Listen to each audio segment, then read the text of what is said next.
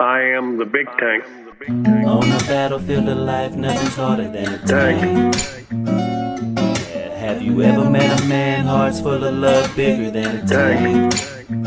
Big tank. He served in a few wars, he's a veteran that stands for a cause.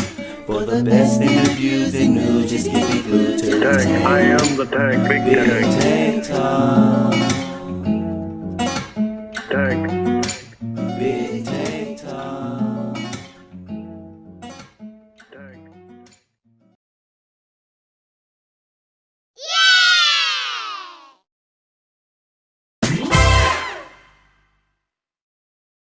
Hello, friends, and welcome to another episode of Big Tank Talk. Today, I have the pleasure of introducing Mrsredrose. She's a dear friend, and she sent me a really excellent bio, so I've gotten to know a bit about her. Rose, welcome to Big Tank Talk. Well, thank you for having me. Thank you for letting me be part of your interviews. I'm very honored. Trust me, the honor is mine. I know you sent me a bio, but briefly tell us a little bit about you and how you came to be on Clapper. Well, I'm originally from Mexico, and I was brought to the States at a very young age, and worked my way through. Uh, Social media was something that came. I had met. I don't know if a lot of people know. Back in the day, Mr. Boombastic, and he brought me to Clapper, where I was able to meet Jeff and Gangster Granny and the whole crew, and just I've had an amazing time with all of them, and they're all wonderful people. Yeah, I have to agree. I love all those folks. Um, I'll even start you with Val's first question. She wants to know, how much tequila can you get through? I actually, because I do work in the alcohol industry. I do work in the tequila industry. I used to export import tequila a long time ago, and then I went to kind of slow down a little bit and kind of went now more into seeing the product, testing it, tasting it, and seeing what I like. I actually can do 2 bottles and not even feel a thing. But here's the thing with tequila: a lot of do mix things with tequila is oh wow, beautiful, thank you. Thank you so much. um just because tequila has a high price doesn't mean that it's the best tequila. Sometimes you can buy the cheap tequila, but it's still the best amazing quality tequila. It's how it's made and it's processed. If you have sugar tequila, which is like Jose Cuervo, Yep. you're going to have the weird effects where clothes can come off or you can get angry. But when you have tequila that's pure and there's no preservatives added into it, you don't have those effects. And tequila is actually made as a sipper, not as a shooter. Tequila is just like scotch, whiskey, you sip it. Absolutely. And Paul wants to know, what's the reasoning behind you promoting Jimmy as president of Clapper? It was a joke that we started off because I call him Soggy because Soggy always gives me a hard time. So I said, you know what? That's it. We're gonna do a video and I'm gonna make you president of Clapper, running for president. And it just started off with a joke. Painted Memories, which is our friend Tina, wants to know, does tequila actually make clothes fall off? No. Well, let me take that back. If you take tequila that is made with preservatives, yes, you will get some type of, depending how your body handles it. Tequila with sugar, caramelized, which is like not all Jose Cuervo, because Jose Cuervo has one amazing tequila that they have out there. It's Blanco. And let me tell you, that one it's really good, but it doesn't, you shouldn't have the feeling the next day that you are dehydrated or you have, after you take a shot, you shouldn't need a shooter. You shouldn't need Right. a chaser for it. So Yeah, I understand. Ted, this is the only Peter question I'm going to allow you to ask. He wants to know if you ever tasted moonshine or Everclear. moonshine or Everclear. I did have moonshine. I have had Everclear.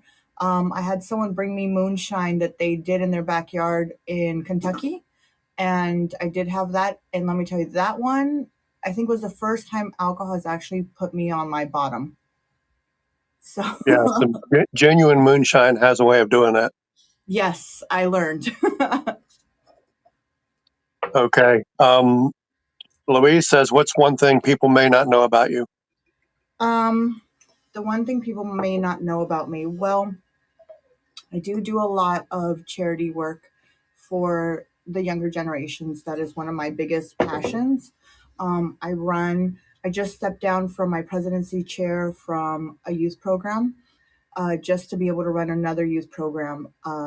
So I do dedicate a lot of my time to the youth, especially the kids that are um, about to graduate high school and maybe wanting to go into the military career. So that's something I do spend a lot of time with. That's wonderful. All right, Jimmy, you get the last Peter question I'm going to entertain today. He says, "Rose, do you smoke 420?" If No, I I see do another, not. excuse me, if I see another Peter question, I'm just going to ignore it. No, I do not. I've been all my friends. I have friends that do, but I've never smoked it, and I've never been intrigued. I've seen, my friends smoked it in high school and stuff, and it wasn't my thing. Okay. And Tina asks, "Who's your favorite? Do you have a favorite artist?" Do I have a favorite artist? Uh, no, I do not. I wasn't the way I grew up. It wasn't. My parents were very so. The way I grew up with two sets of families. I grew up with one, they were my biological parents, and then I grew up with another set of family that I always call them like my foster parents that took care of us. Amazing family. They took me and my family in to take care of us, and in return was my mom and dad would help take care of the gardening or cleaning the house. And Right. the people that the my foster parents that I call them, they actually taught us a lot of things. He was in the military, he was also a banker. And let me tell you, that man taught me so much on if we wanted an allowance, we would have to do a car wash and we would, or, chores or something. But he would charge us if we made 25 cents. Like I remember 25 cents was shoe shining his shoes, right? But 10 cents would go to the material that he'd bought, 5 cents would go to washing, another 5 cents would go to taxes because he would charge us taxes. And then we were left with maybe 5 pennies. And there was a store up the street we would go, it was called Cormark. And we would go because they had the 1 cent gums. And that was like the biggest highlight. Um, we weren't allowed to watch TV. We always had to be I don't think there was one TV in that whole house that we lived in. He always kept us outside doing things, was like either surfing or tennis or golf. Right. Would it be fair to say then that that extended family, as I refer to them, helped to shape the values that you still hold today? Absolutely. They taught me so much. And even till this day, their son, who is I call my brother, um, they actually, he's my doctor. Um, and he takes care of me, takes care of my family. And I can call him at any time and say, "Hey, this is going on," and he takes care of all of us. And they've showed us that just because you come from money doesn't mean anything, because they were very, very rich and wealthy. Um, Mhm. doesn't mean any. It didn't hold any value in their eyes. Yep, They I looked at understand. anything different. Bugs 70 says, "What would you tell your 18-year-old self?" What would I tell my 18-year-old self? I think if I could go back and tell myself when I was 18, is to, you know what? I don't think I would tell myself anything at 18. I'll be honest, because that has made me who I am today. I got married very young, to a man who was very abusive and very controlling.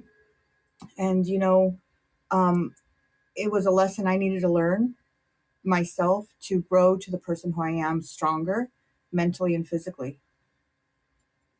That's good. And I'll come back to that, but I want to ask you, um, I know coming from Mexico at such a young age, did your family help you with assimilating, and do you still associate with your Mexican heritage?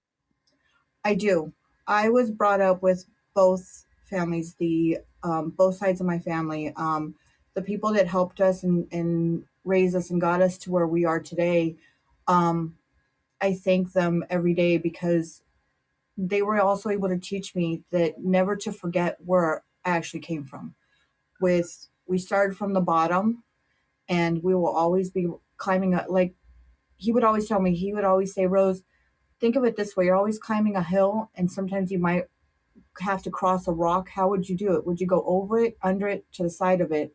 And always remember that. Never forget how you started climbing that rock. Um, and it's something that they taught me, especially with my Mexican heritage, is it never forget my bloodline and where we came from, and always carry that with you. Paul wants to know what's one of the biggest obstacles you've had to overcome. The biggest obstacles I had to come was just recently. A year ago, uh, I was on Clapper for quite some time, and I had to leave for a little bit because a year ago, April 11th, my daughter went into septic shock, and they had to resuscitate her 3 times. And my daughter's at that time she was 6, and I had to really um, put my faith in God. It was one of the big obstacles to that I had to learn that what, God will always hold my hand and guide me and show me the path that I need to go and learn. And that was a big obstacle to go through. Um, Seeing my daughter in a coma and still having that faith that God is still there with me, and not to lose that faith. Yeah, that had to be really hard. I can't imagine. I never faced anything like that with my children, so I can't imagine what that would be like. Louise wants to know, when you come over to the UK, where do you want to visit? I want to visit all of you guys. I want to visit every single one of you. I've grown to know everybody on Clapper from the UK for the past 5 years. I've been on Clapper, and I want to visit everybody that I've met. Um, I don't really care about the sightseeing. I want to meet the people that I've enjoyed talking to on here and learning, you know, everything we've gone through, ups and downs on Clapper, and our friendships that we've grown. Absolutely. I love meeting my friends from Clapper when I have the opportunity, so I can absolutely relate. And as I think it was being discussed before uh, the interview started, I have so many friends over in the UK. I would love the opportunity to go over and visit, but you know, well, nobody knows what the future holds. Um, Absolutely. Ted asked a question. Were you in the military? No, I do not. I was not in the military. My husband is a retired Marine. Is hence why I have the Marine Corps and everything is Marine. But I am the executive officer of a Marine, the Young Marines. Nice. So I do that. I am affiliated with parts of it, and it's a youth program that I help run. So definitely pro-military. Yes. Absolutely appreciate that. Jimmy, Mr. Soggy Pillow, the future president of Clapper himself, wants to know when we can expect your podcast to be up and running. Hopefully soon. My co-host is ill at the moment. She suffered some some illnesses that she's battling right now, and once she's ready, hopefully soon we'll get that going and get it running. I know that's been a little bit, but yes, soon. All right. Papa Joe said his grandmother came from Mexico at 4 years old, and she didn't allow Spanish in the house. Was it the same or different for you? No, actually, it was different. My first language was actually speaking English, and then they taught me Spanish afterwards because I came at such a young age that English is my primary, but they taught us Spanish afterwards, and they encouraged it. Just like I encourage my kids. I have 4 kids, and I encourage them to speak Spanish because in this society that we live, you need to have more than one language, just because we work with you have a lot of people that are coming from different places of the world. Right. So Guys, I got a couple of questions I want to ask her. First one, you mentioned in your bio you found yourself running into trouble at 15. yeah. What kind of trouble was that? I was at 15. I was dealing with people. I was skipping school and going to Mexico, and I was dealing with a lot of bad people down there, um, and here, and it got me into a lot of trouble. And I had to learn the hard way. I really had to learn the hard way, and kind of in a way, I thank my ex husband a little bit because when I met him, it kind of dawned on me that this is something I wanted to do because he was my friend at that time, and I had somebody actually they were shot and killed in front of me. Um, and I kind of realized then that this wasn't the life I wanted to be in. It wasn't something that was for me. Okay. Uh, Bugs, I already asked her if she was in the military before it got pinned. The next question I have, uh, how did you and your current husband meet? um, the reason why I laugh is because, well, my current husband now, we met, he was my boss and I was his secretary. Um, that's how we met. And the rest has kind of been history from there. I chased him for a whole year because he was afraid of getting the sexual harassment lawsuit. So he was like, nope. And I was persistent. And then when the tables turned, I kind of was like, I don't know. I don't know if I really want this anymore. But then um, he showed me something that I think a lot of people forget that when you have children, um, we come with a package because I had already had my daughter then, and he was so good with my daughter and very patient with her. And even at work, like he was okay her sitting in my office, and he was okay hanging out and stuff. So he really showed me that, and that's something that um, I really love about him. That he never treated my daughter, even as at work, that we still worked together. He never shunned her away. Like he was always like, "Oh no, she can come. That's fine. She can hang out, no problem." Um, but yeah, hey me. Um, Welcome in, Nay. so yeah, that's something that made me fall in love with him. All right. Paul wants to know, did you know who was behind the Eric account that terrorized you? No, I have no idea. Oh, the Eric account. No, no, no. Yes, I do. Yes, I do. Who that? I knew who that was. Yes, I did find out that was Rocksteady, and he was great at that because he would terrorize Jeff with that too. Amy wanted to this is not a question. She wants to thank you for the lovely presents you sent this week for Pickle. Oh, I'm so happy. So, Amy, is it okay if I can say it? I want to make sure it's okay with you if I can say it.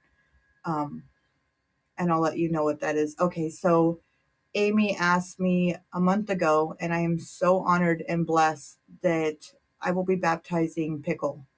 And Pickle is going to be actually my first goddaughter. That's That, wonderful. yeah. So, Um, Val, Gangsta Granny, wants to know how many toasters were abused during the Eric period.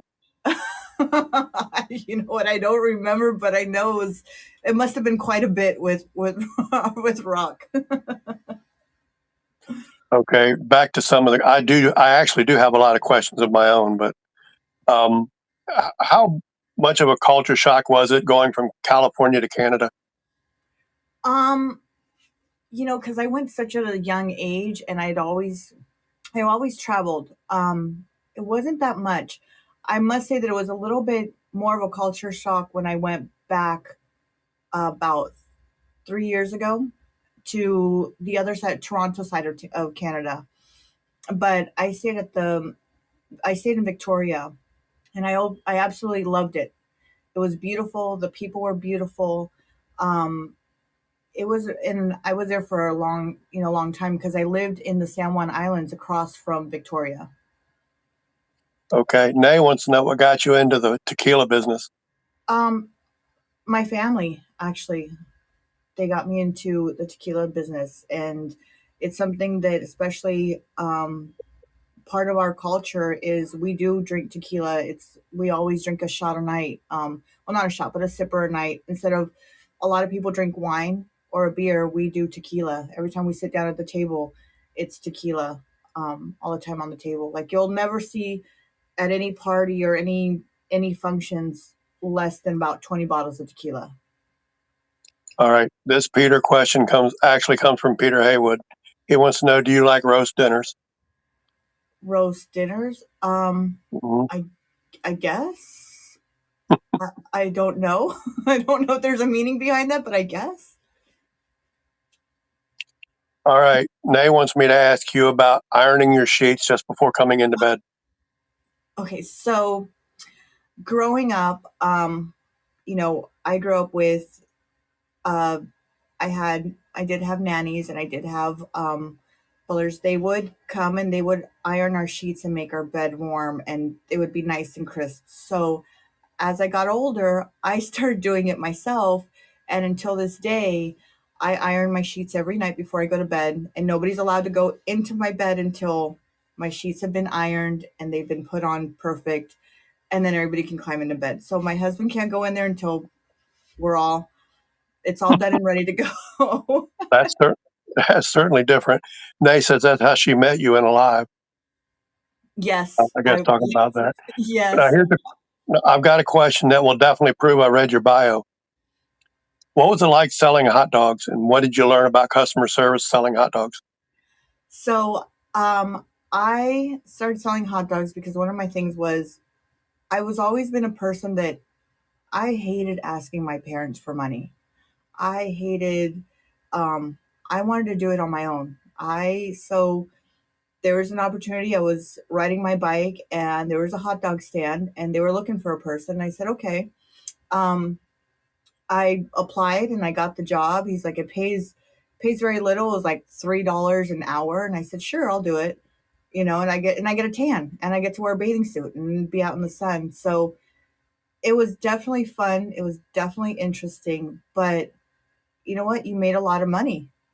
I made a lot of money. I was getting a lot of tips just doing that, and I loved it. And I learned that patience is the key word because we would get a line of 20 people, and you had to hurry up and get those hot dogs out. You Oh, know, yeah. people. I have to ask, Peter, I'll get to your question in a minute. One thing that came through when I was reading your bio is you have a well developed work ethic, strong work ethic. Uh, what do you think helped you to develop such a strong work ethic young?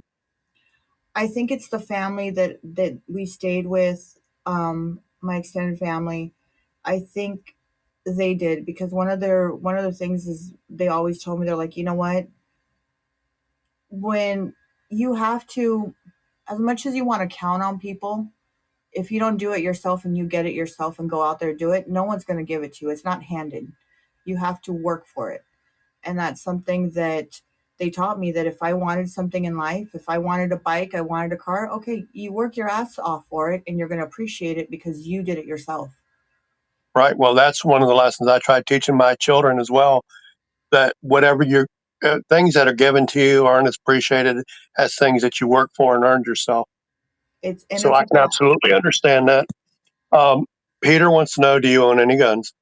Do I do, but don't ask me what kind because I have no idea. I have no idea. Okay. Of all the jobs that you've held, and you've held quite a few, which one do you think gave you the thickest skin? Out of all the jobs that I had, I think the one that gave me the thickest skin is actually volunteering, to be honest with you. Because it doesn't matter what you do, how many hours you put in, that it has to come with you wanting to do it because people don't see the amount of work you put in on the outside. And I'll tell you what, I've come across parents that all I hear is, well, why? How come I need it now? And I'm like, well, let's sit back and let's pay attention to this. Let's look, is this person ready for this part? Are they ready to promote? Are they ready for certain things? Um, and I'll tell you what, some people just because they think they know you and they think they know where you come from, or just because you know you don't put yourself out there, they kind of think that you're they kind of belittle you a little bit, and you're like, Right. well, no, I've been there. I've been homeless. I've been down those paths. So no, you know, and that's what's gave me the most thickest skin. I understand that. Louise wants to know what's the one thing that really annoys you? The one thing that really annoys me is that people that will sit there and cry and not do anything for themselves, but they want you to do it for them. They will Okay. they'll come to you and they'll be like, "Oh, but I can't read this book, but I really want to." And okay, well, let's start. Why don't you open the first page up of the book and we'll work on it together. Rose, there's a quote that I love, and I think you'll appreciate it. And I can't remember who the quote is. It might have been Dr. Seuss. Now that I don't know, but the quote is, "Whether you think you can or you think you can't, you're right." So Absolutely. I think what you describe, people just need to learn to readjust their mindset. Hmm. If you want to do something, make it happen. Yeah, stop Uh, thinking negatively because you know, we as humans, we have so much capability that if we put our mind to it, we can accomplish anything we want. Absolutely. You know. Paul wants to know, why are you going to be careful in the future when watching one of his videos here in Clapper? Oh, okay. Paul got me in trouble the other day. He had a breaking news video, and I'm thinking, okay, well, this is breaking news. Like I'm thinking because of the politics that's going on in the UK. So I had it full volume on my car, and I was in front of my kid's school, her elementary school, and yeah, the words that came out of that video, and all you just saw the parents turn around and just look. So yeah, I got in trouble about that. So I was told by the principal that if I could please not either look at those videos while I'm there or lower down the volume of my car. Incidentally, I did ask Paul a question in my comments on that video. I said, "What if the horse is a female?" All right. Okay, now you told us you married young, but you didn't mention when you married, you picked up and moved to Australia. What was that like going? I mean, it had to be like moving to a different world. It was very so I was a flight attendant. I worked in the airlines for quite a bit, and it was a big shocker because they have I'm terrified of spiders. I don't okay, bugs. I don't like bugs. They just terrify me, and spiders. In Australia, they have these big huge spiders. Um and they're humongous. So that was one of the biggest things that yeah, it was a shocker for me. That was a big shocker. I get that. Ted says, "What's your favorite brand of tequila and mezcal?" I really like one of my favorite ones that I absolutely love is Fortaleza. Um, Siete Lenguas is another one. They do all of the make mezcal, but they're made with they do old school. It's not like a factory made with a lot of it's all natural. There's nothing preservatives about it. So you All right. always see me drinking one of those. Tina wants to know how you feel about the high rate of alcoholism and alcohol abuse. One of the things in Australia, what it is with alcohol, it's really expensive out there, and they look at it as a luxury. So the taxes and stuff, I think, I get that part in Australia. Here in the US, you got to look at it that way. I mean, it's a luxury. Do you really want it that bad? I mean, is it worth, $60, $70, $80, however much you spend? Is it really worth your luxury for a little bit? Or do you want to put your money to something else? So I guess that's more of a personal uh, choice that you have. Right. Welcome in, Rob. It's good to see you, brother. Now, you mentioned your first marriage was abusive. Hmm. What was the catalyst that gave you the strength to say, "I'm out of here"? Um, that was it was really hard. He For me was when he actually, for me I didn't mind. I could take the hits, the abuse that I went through. But for me is when he actually put his hands on my daughter was it for me. That was it. And I left with nothing. I left with a and it was one of those decisions because it was the night before Christmas Eve. It was actually Christmas Eve in the night when everything happened. And in the morning, I had just bought him a car, so it was being delivered that morning. And he was actually in the back of my eye. I just saw him putting some stuff in my car, and there was a letter. Um, he was asking me that he wanted me to hand everything to him, like all my bank statements and everything, and telling me that he at the same time also wanted me to leave the house, and it was asking for a divorce at the same time. And it was kind of like a relief at that point too, um, to do that, because it was my way out, of Right. that. And so, you know what, me and my daughter, we left. I had so much pride in myself that I didn't want to go to my parents, because mind you, I'm the only girl out of three biological brothers and 13 of my extended family. So I'm the only girl and the youngest. Um, and I, uh, I had so much pride that, you know what, I wasn't going to let anything stop me. So me and my daughter spent quite 6 months on the beach and figuring things out, me and her. So Welcome in, Jody. Was the fact that you were in Australia, did that complicate things?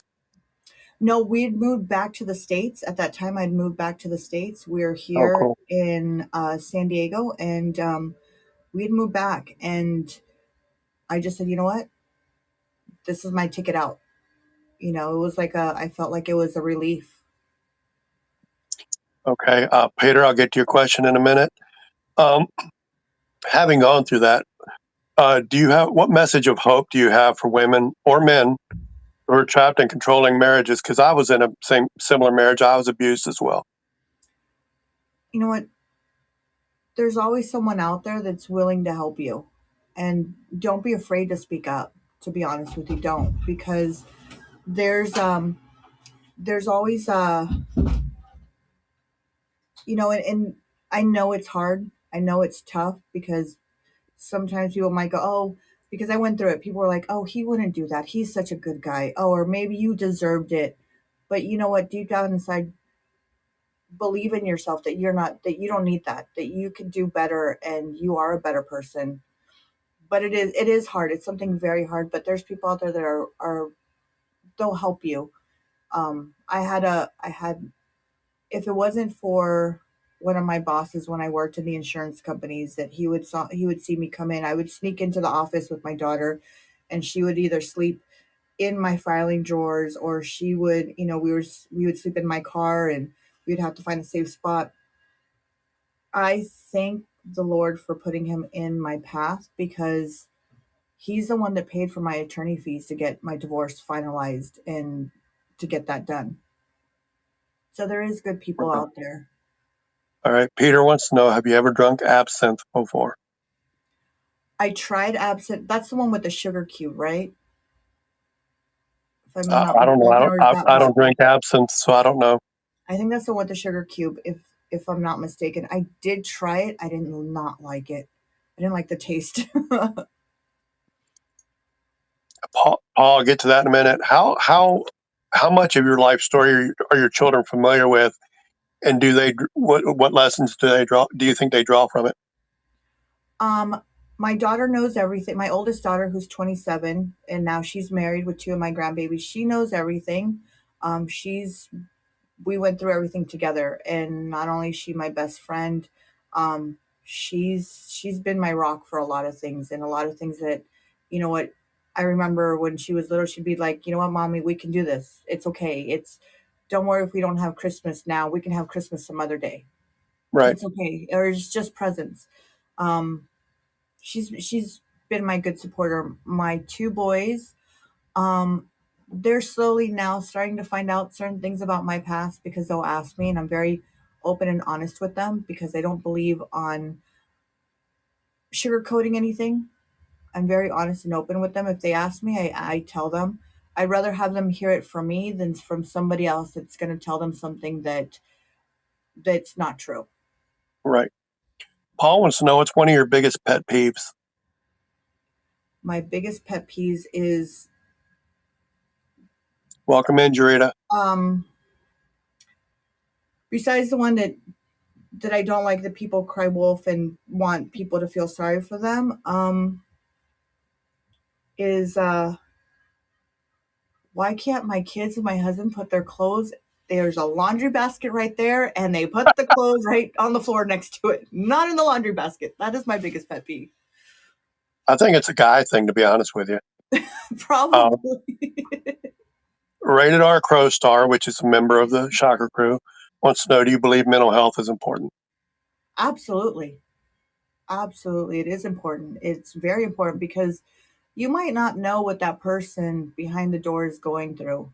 And I do believe that. I do believe that sometimes, especially I've been seeing on TikTok a lot, that people get pushed to that edge and you don't know where they might go with it or take it. So sometimes you have to take a step back and look at things and go, okay, um, are they joking or is this something really serious? Can they really handle it? And sometimes learning to read the room is important. Some people just don't. And knowing because we don't know what people are going through is why I try to preach and practice kindness, love, and positivity. Yeah. Because kindness is free and it could make a difference in somebody's day and in somebody's life because you just don't know. Yeah, absolutely agree. Ronan says he's really interested in your podcast. Can you give a quick overview of it? My podcast is actually it. We deep dive into true crimes, actual crimes that happen, murders, killers. We go into that, um, like we did one with Gypsy Rose. We went into it. I went to the Scientology and actually drove out there and talked to people out there at Scientology and deep dived into those topics. So we do that. It's called the Roses Are Red podcast, and I've been doing it for about going on 2 years, and it's been great. It's been wonderful. Awesome.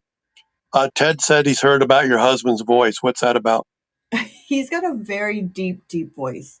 Um, and Jeff, man, I love him. He was in love with Mr. Rose. He was in love with Mr. Rose, and he he's just got this deep voice.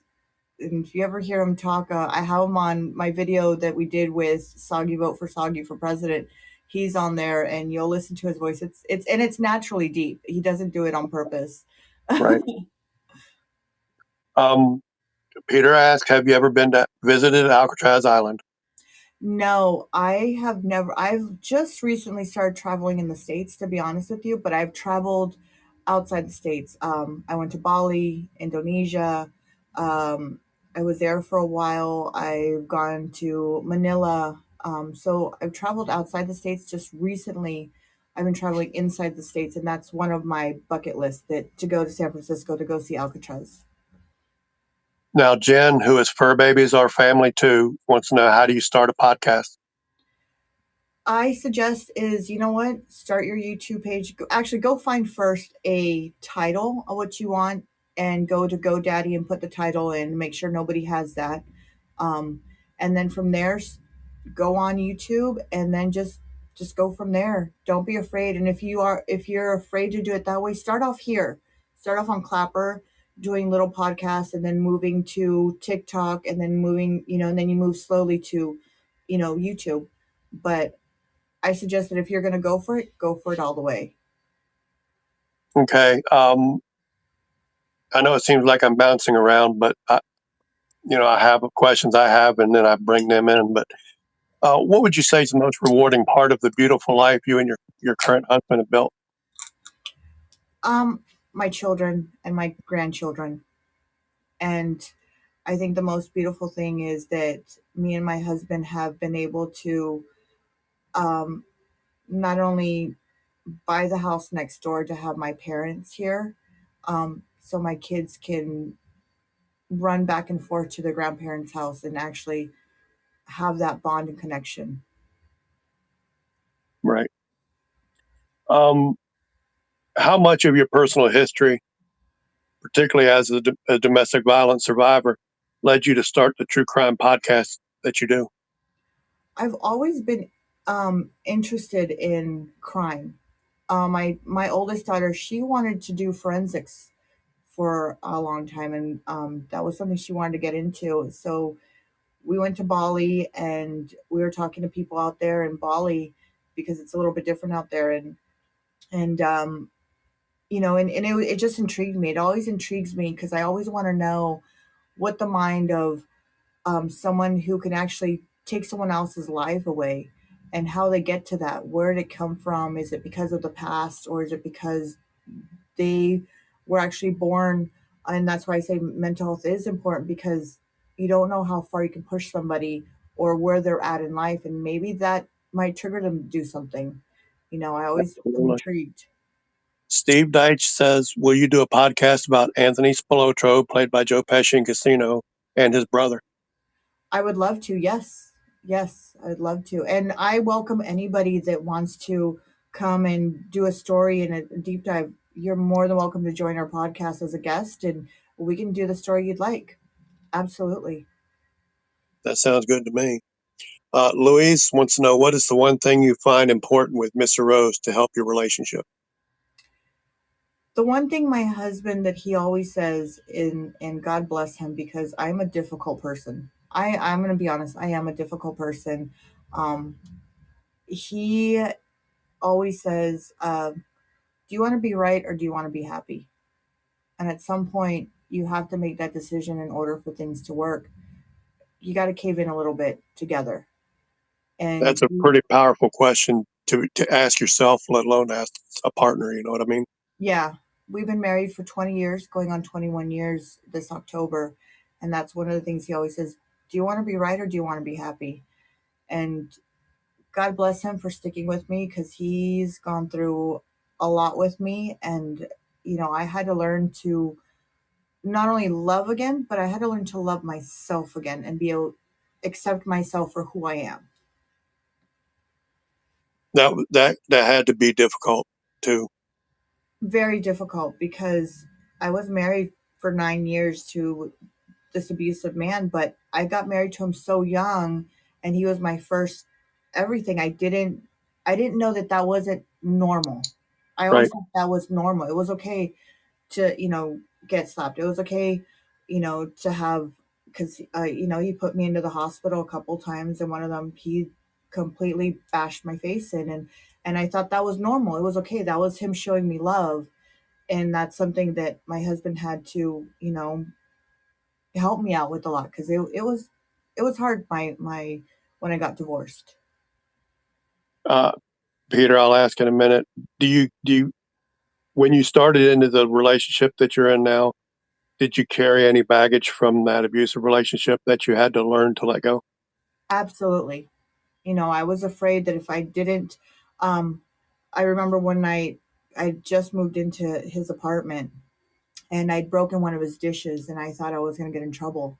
So he found me in the corner of his house, and I was frantic. I was worried he was going to get mad that I broke one of his dishes. And I say, God bless him, because he grabbed all the dishes from inside the cupboard and threw them on the floor. He goes, "Who cares? They're just dishes." They're just dishes, right? He's like, "Look, I broke them all." He's like, "It's okay." He's like, "You know what? It's just material." He's like, "Don't worry." So I did have a lot of baggage that he had to deal with. And to be honest with you, sometimes till this day, um, there is sometimes that I do carry some things that I have to sit back and go, is it me, or is it what situation I'm in? So he apparently has quite a bit of patience as well. He's very patient. That's why I say, you know what, he's my angel. He's very patient, has been very patient with me, and has taught me so much that is I'm blessed to have him. I'm really glad you found a man to show you what real love is like and what a good relationship should be like. Yeah, and Um, his he, thing is, he doesn't say no to me. That's one of his things. He's never said no to me. I've had some crazy adventures of, I mean, I went from selling nails to, like, I'd be like, "Oh, now I want to go sell Mary Kay," and he's like, "For what?" "I don't know." "Okay, I'll do it once I accomplish something." And he's like, "Okay." He's never said, like, "Okay, don't do it." No, he's always supported me in everything I do. Jarita says, and I happen to agree, we are blessed he found you and helped you heal. Yes, thank you. Peter wants to know, how did you cope with driving on the left side of the road in Australia? It was really hard. I'll tell you that. It was very hard. And I want to go in November to the UK. Hopefully I can still kind of remember how to drive on the other side, but it was hard. Well, I'd imagine. Um, because true crime can get into some pretty heavy, serious topics. What do you do to protect your peace when you're dealing with such topics?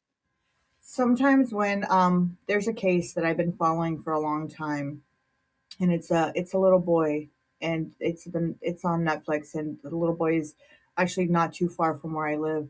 Um, that case is very hard to, even because there's a lot of new stuff developing now as we speak. Um, I sometimes have to take a break.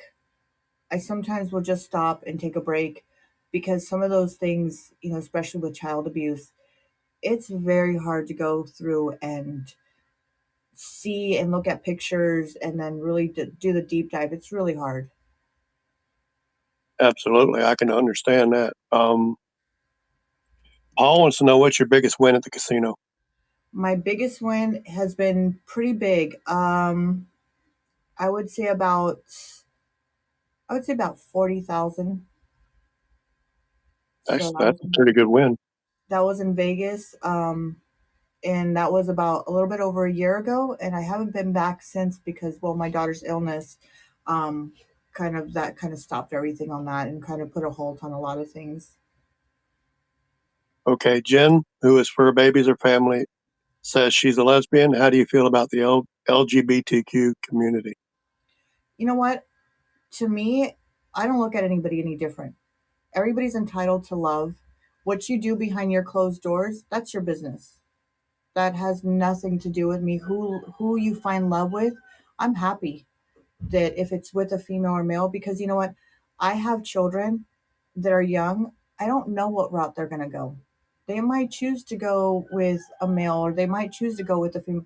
I don't know. So um I'm not no one to judge in that point. Like I Oh, said, everybody's, absolutely. It's such a blessing to find somebody to love it all. yeah. And I'm not one to judge, so people should not do that anyway.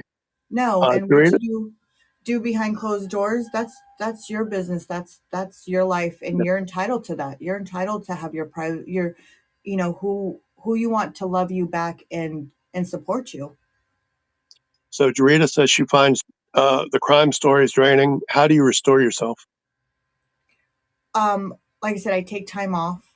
I do take some time off, and then if it's something pretty heavy, it will take me at least 3 to 4 weeks to get back into doing it again.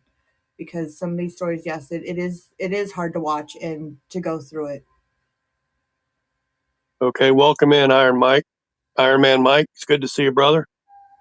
Um,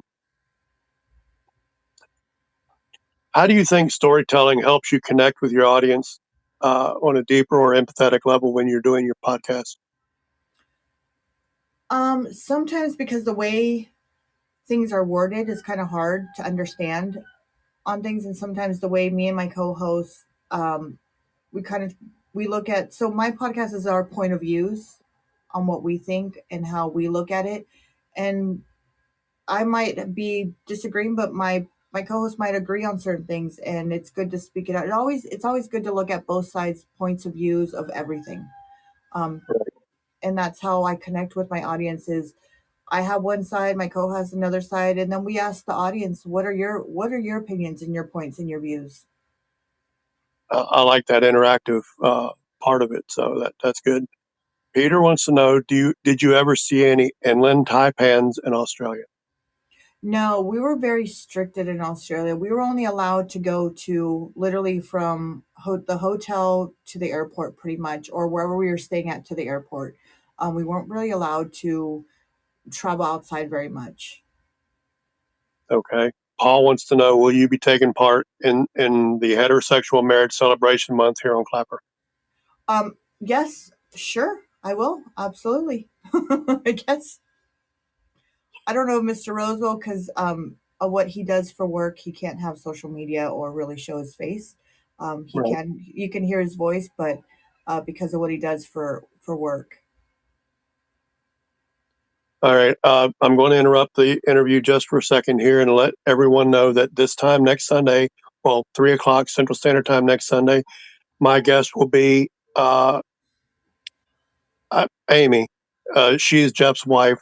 I don't remember exactly what the Clapper name. I think it's 89 underscore Amy 89, something like that. She is Jeff's wife. She's a wonderful person, a dear friend, and I'm really looking forward to introducing her to the rest of Clapper. Yes. Now, Ted wants to know, have you ever thought about researching the Zodiac Killer? We did do an episode of the Zodiac Killer. And you know what? That was a tough one. But I think the like I said, I think the toughest one was the one we just did recently, that a lot of these serial killers in movies were made out of.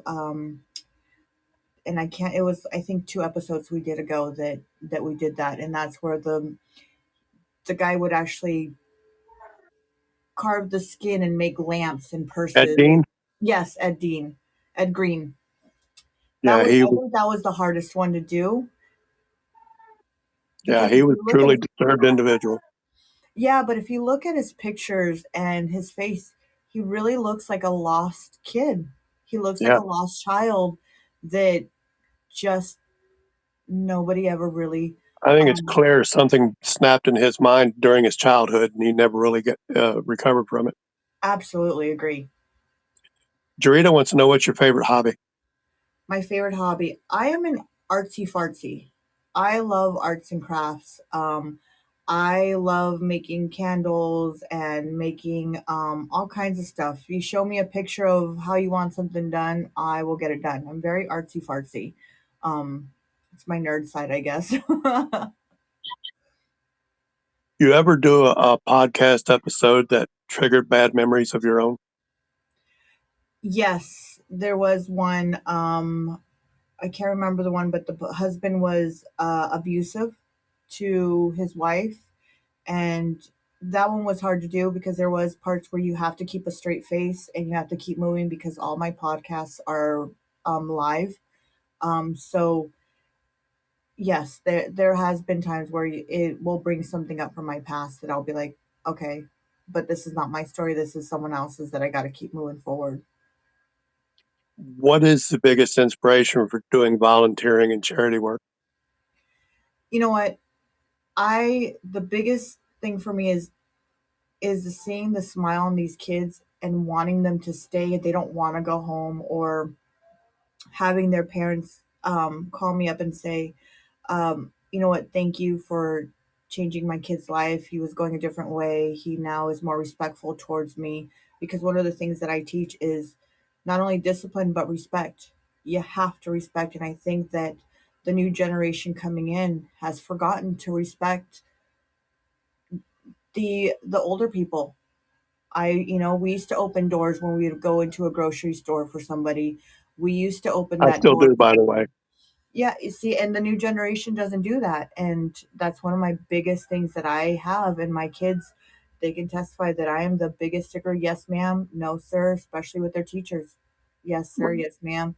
You know what? That is my biggest thing. I don't want, you know, I don't, if I can't do it at home, and I'm trying to teach these values, then what good is that, right?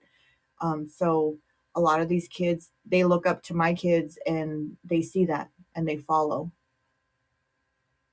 Paul wants to know, what's been the most heartwarming thing you've done for any of the children you've helped? One child in particular, um, God bless him, he is being raised by a wonderful older woman. Parents are in jail, and he is came up, and he has given me, just recently gave me a big heart hug, and he said, you know, thank you so much. Because of being here, I've learned that not everybody is mean, and not everybody is a bully to me, that I have friends and a new family. And that was one of the biggest things to hear from this little boy, because the parents are locked up and he's got this older woman that takes care of him. And that was a really, really good thing to hear, you know. Yeah, it's important to try to be a good influence, particularly for a child that needs it. And I And do. there's so many that need it. Oh yeah, and I am my what I do is I have something going on every day with them. They have some type of, if they're not going to the DA office, they're going to the courthouse. If they're not going to the courthouse, they're going to the fire station to hang out with them. Like I have something for them every day. Like yesterday we did a parade. We're getting ready to go down to the base and they're going to help clean the museums on base. I have them involved because not only do I want them to be see every side um, of everything, I want them to know that if you don't want to go into the military, there's so many opportunities and fields you can go into. You don't have to go into the military, but you can go work for be a chef at a restaurant. You can go and learn how to do that, or go work at the fire department, or you know. Absolutely. So that's something that's very rewarding. Ted, I really love this question. Ted wants to know, who is your hero? My hero is, I honestly would say my father is my hero. This man has, my husband calls him a Sherman take. He's a two-time cancer survivor, um, has gone through the ringer, and he's never given up. And I never growing up has never seen my dad ever fight with my mom. That's why they were always so confused on why I picked my first husband and why I stayed there. But I've never seen my dad. My dad never drank in front of us. He never smoked in front of us.